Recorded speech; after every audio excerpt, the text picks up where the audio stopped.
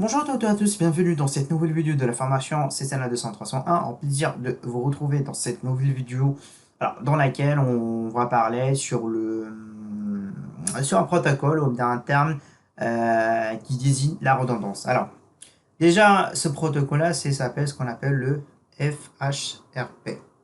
Très bien. Alors, c'est quoi le FHRP? Donc, comme je vous ai dit au départ de cette vidéo, le FHRP, en fait, chacun le décrit comme il veut. Il y a des gens qui le disent que c'est un protocole, il y a des autres, en fait, des articles qui le désignent comme c'est un terme, bon, etc., etc. Bon, pour moi, en fait, pour être plus simple avec vous, c'est FHRP, c'est un protocole ou bien un terme qui désigne des protocoles de redondance qu'on peut lui configurer sur nos équipements. Voilà. Alors, le F déjà, ça veut dire quoi? C'est le F, c'est-à-dire c'est le first. Le H, c'est-à-dire c'est le hop. Le R, c'est-à-dire le redundancy.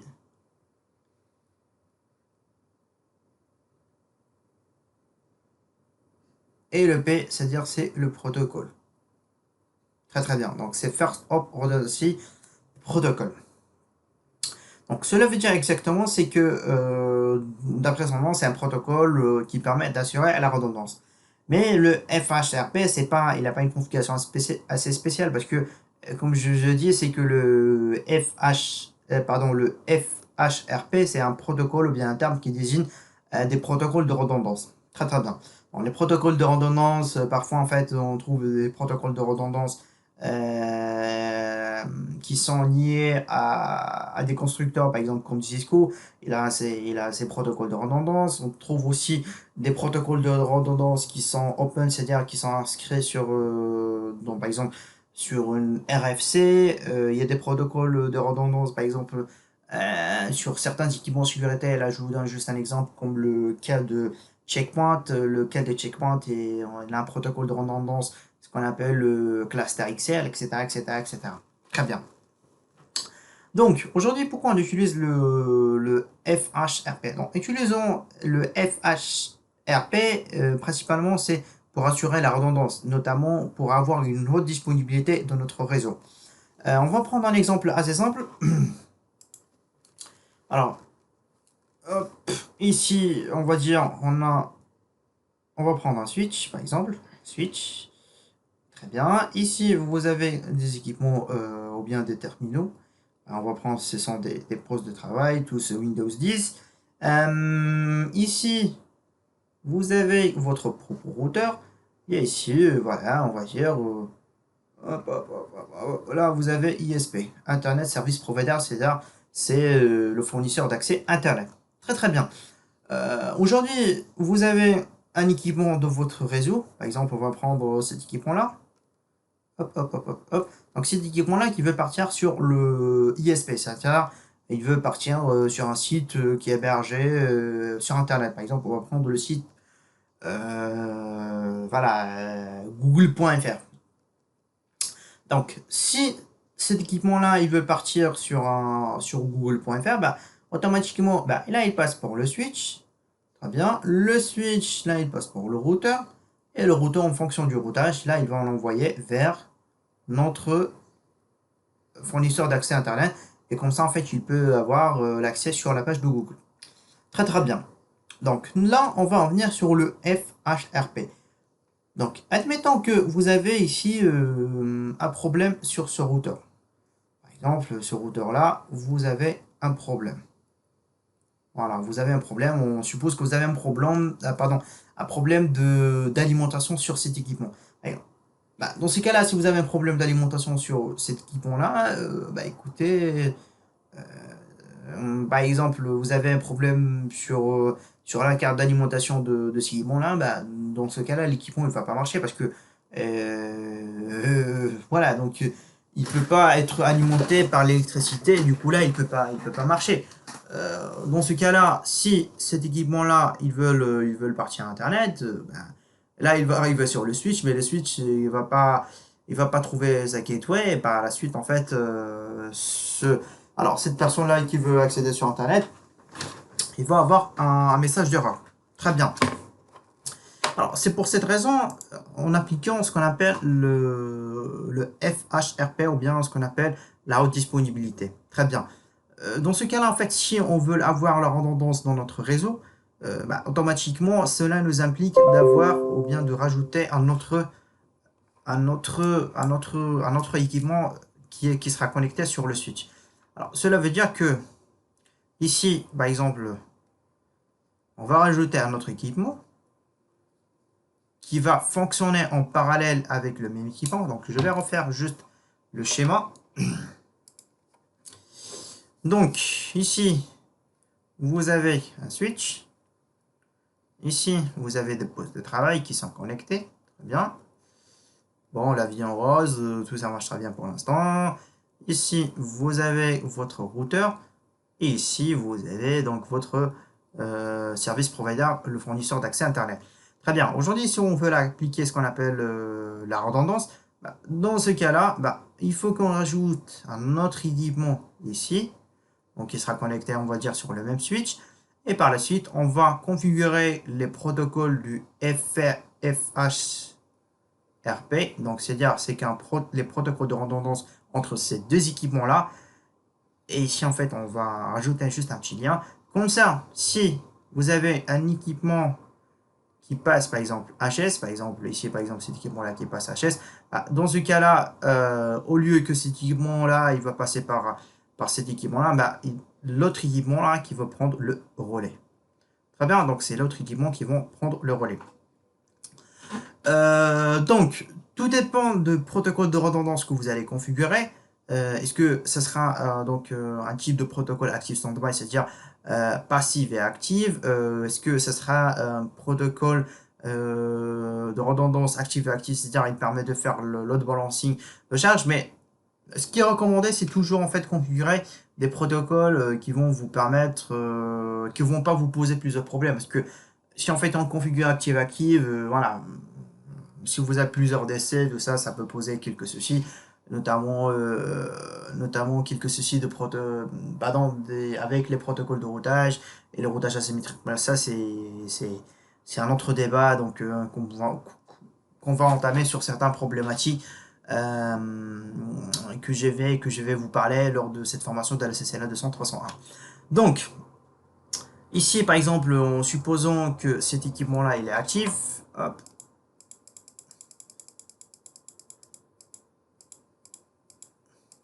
donc, supposons que cet équipement-là, donc il est actif, donc il est actif, et l'autre ici, il est en stand-by. Donc, cela veut dire que, en fonction du protocole FHRP, donc le protocole de FHRP, donc c'est lui qui va nous dire, et selon la configuration qu'on va mettre en place, qui sera l'actif, qui sera le stand-by. Très très bien. Dans ce cas-là, si cet équipement actif, donc il part HS, on va dire parce qu'il y a un problème dans ce lien-là, automatiquement, il y aura une élection entre les deux équipements parce que le stand-by, il va détecter que l'actif ne répond plus, par exemple sur les paquets hello. Dans ce cas-là, c'est lui qui va prendre le relais et le trafic. Donc il va passer par l'équipement stand-by et va entamer donc le ISP, donc c'est-à-dire le fournisseur d'accès Internet. Donc c'est ça en fait ce qu'on veut dire par le FHRP, donc il permet d'assurer une haute disponibilité, et le FHRP, c'est un protocole de redondance, ou bien qu'on peut lui configurer entre des équipements qui vont nous assurer la haute disponibilité. Très bien. Donc je vais essayer de prendre quelques exemples que j'ai récupérés depuis le bouquin du Cisco. Hop. Donc, par exemple, ce schéma-là. C'est un schéma, on va dire, il est assez facile parce que ici, en fait, ce qu'on détecte, c'est qu'il y a plusieurs points, ou bien plusieurs single points de failure. Il y a plusieurs points d'échec. Cela veut dire, c'est que aujourd'hui, sur ces équipements-là, niveau 2, il y a de la redondance. Par exemple, ici, où vous voyez, en fait, c'est du full mesh entre les switches. Très bien. Et comme vous savez, c'est que ici, voilà, les protocoles de redondance niveau 2, par exemple le STP, on peut configurer pour qu'il bloque un lien.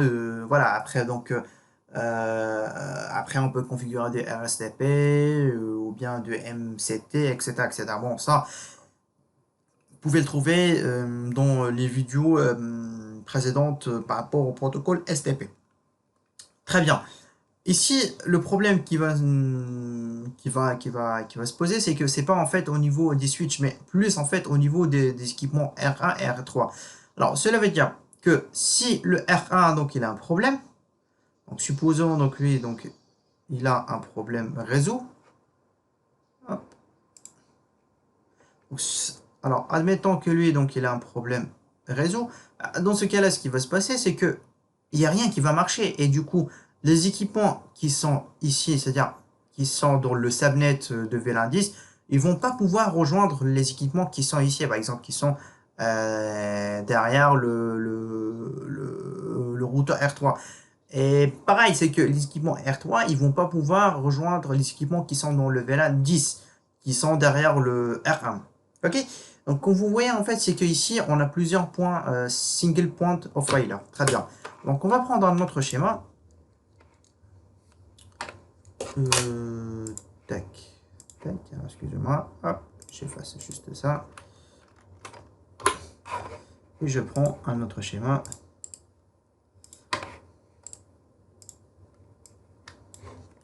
Alors ici en fait dans ce schéma là on voit ici on a la default gateway.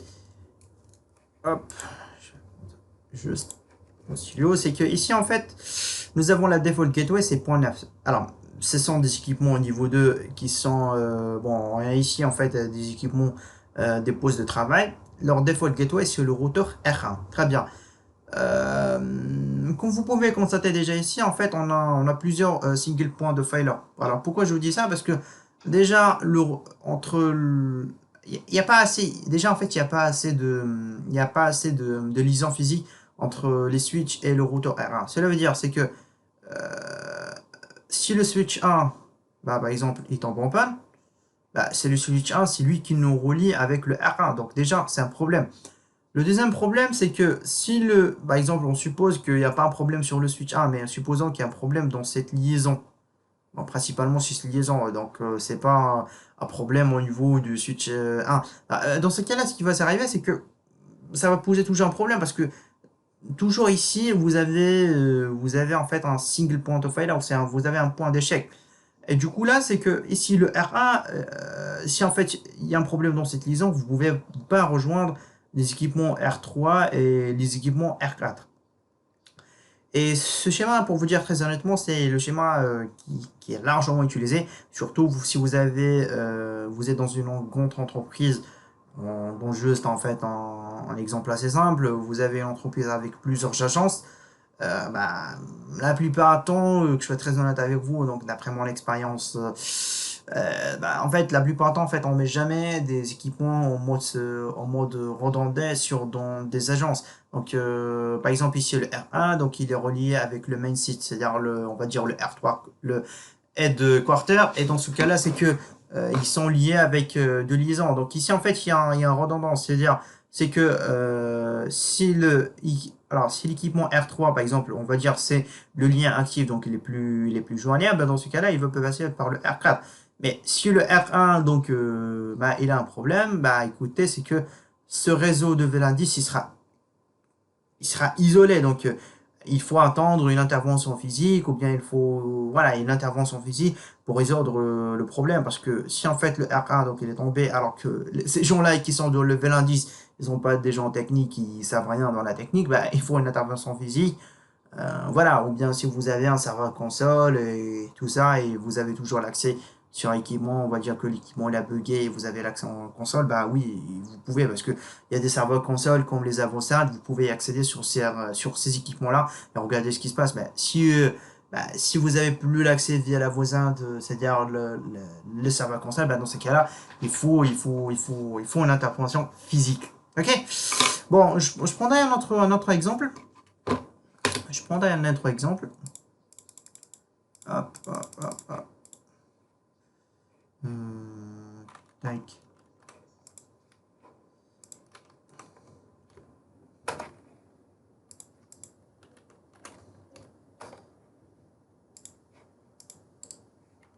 Je prendrai un autre exemple. Hop, excusez-moi. Bon, c'est un exemple, on va dire, qui... Bon, je vais vous expliquer ce qui se passe dans cet exemple. Alors, dans cet exemple, ici, vous avez des équipements, des postes de travail. Ici, vous pouvez constater, il y a une amélioration par rapport à l'autre image que je vous ai montré. Ça fait quelques minutes. En fait, il y a quand même, il y a des points d'amélioration. Mais, il y a un autre souci qui se pose au niveau de ces schémas. Ici, comme vous pouvez constater, il y a un R1 et il y a un R2. Très bien. Et le problème qui va se poser, c'est que si en fait vous avez un défaut de gateway, le point 9, c'est-à-dire c'est l'équipement R1. Mais sauf que le souci ici, c'est que le R2, vous avez un autre gateway. Cela veut dire c'est que le trafic, dans un premier temps, il va passer toujours sur le R1. Donc toujours, il va passer sur le R1. Donc il va jamais passer sur le R2. Cela veut dire aujourd'hui, c'est que si vous avez un problème dans le R1, donc ça nécessite une intervention. L'intervention, c'est qu'il faut changer donc la default gateway sur cet équipement. Et en fait, il y a une sorte de configuration qu'il faut l'adapter sur ces équipements, c'est-à-dire sur les postes de travail, pour que le trafic passe par R2. Ok. Alors, ici, on voit qu'on a une redondance, on a une sorte de redondance sur ce schéma-là, mais le problème, c'est que ici, que tout le trafic il passe par le R1. C'est la default gateway, donc le R1. Mais sachant que le R1 et le R2 ne communiquent pas. Cependant, le souci qui va se poser, et malheureusement, c'est que s'il y a un problème dans le R1, donc il faut modifier la default gateway pour que le trafic, à la place qu'il pointe sur le point 9, bah, il va pointer sur le 129. Donc sur le 129. Donc ce sera le gateway le 129. Sauf dans ce cas-là, il faut une intervention des équipes réseau pour modifier la default gateway sur ces équipements-là. Très bien. Ok. Donc c'est pour cette raison, aujourd'hui, on configure les protocoles FHRP. Alors lorsque je vous parle des protocoles FHRP, c'est-à-dire déjà, on parle alors, déjà, en fait, on parle principalement sur trois protocoles. Donc là, à savoir... Alors, attendez, je vais juste... Alors, attendez, hop. Bon, c'est pas ça, c'est pas grave. Donc, comme je dis, le F... Hop. Non, non, non, non, non. Donc, ici, en fait, ce qui va nous corriger la problématique au niveau de notre schéma, c'est configurer les protocoles de FHRP. Donc, le protocole FHRP, déjà, on va parler sur trois. Il y a le HRP, HSRP, donc il y a le VRRP et il y a le GLBP. Donc, vu qu'en fait, on est dans une formation Cisco, donc là, ici, le HRP et le GLBP, ce sont des protocoles Cisco. Ok, donc ce sont des protocoles Cisco. Et le VRRP, c'est un protocole de redondance, mais en fait, on peut le configurer sur des équipements Cisco aussi, mais aussi des équipements non Cisco. C'est-à-dire, par exemple, on prend, par exemple, vous avez des équipements Juniper qui ne prennent pas en charge le GLBP et le HSRP. Dans ce cas-là, on peut configurer ce qu'on appelle le VRRP. Bon, excusez-moi, là, ça c'est le VRRP. Alors, dans ce cas-là, ce qui va configurer notre schéma, on va supposer qu'on va là, on va configurer le HSRP, même si en fait ce sera l'objectif de cette prochaine vidéo, c'est que ici, entre le R1 et le R2, on va mettre ce qu'on appelle une IP virtuelle. Donc, une IP virtuelle. Attendez, je vais juste venir. Parce qu'en fait, j'ai pas assez d'espace entre le R1 et le R2. Ben, là, on va configurer une IP virtuelle. Une IP virtuelle entre le R1 et le R2. Cela veut dire, et pour configurer donc une IP virtuelle entre le R1 et le R2, ben, dans ce cas-là, c'est que il faut configurer un protocole, l'un des protocoles du FHRP, donc soit le HSRP, soit le VRRP. Bon, le GLBP, c'est un peu spécial parce que le GLBP, en fait, il permet, voilà, assurer, voilà, active. Donc, en fait, c'est permet de faire le load balancing. Mais dans ce cas-là, on va rester le HSRP, c'est plus simple. Et après, lorsque vous allez configurer l'IP virtuel, donc, la gateway de ces équipements-là, ce sera cette IP virtuelle. Donc, la gateway, ce sera cette IP virtuelle parce que cette IP virtuelle, en fonction de la configuration qu'on va mettre en place, donc il va déduire qui sera entre le R1 et le R2, donc l'équipement actif et l'équipement standby. Et en fonction de cette configuration-là, par exemple, en admettant, on a configuré du HRP, HSRP. Ici, en fait, on a l'équipement actif. Ici, c'est l'équipement standby. Donc ça, je l'indique comme S. Ça, c'est l'équipement standby. Et ici, c'est l'équipement actif. Alors, vous configurez donc une IP virtuelle entre le R1 et le R2. Et dans ce cas-là, à la place de mettre le point 9 qui va pointer sur le R1, vous allez configurer la gateway par défaut sur le... ce sera l'IP virtuelle. Alors, comme cela, c'est que si vous avez un problème, vous n'avez pas besoin de faire une intervention et modifier la gateway. Mais voilà, donc vous allez rien changer.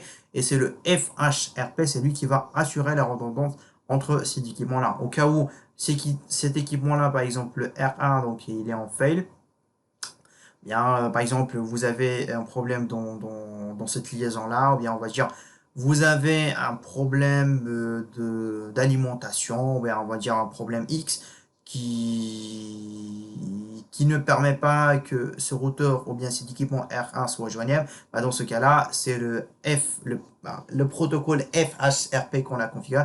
Donc c'est lui qui va faire basculer le trafic sur l'autre équipement qui permet d'assurer la redondance dans notre réseau.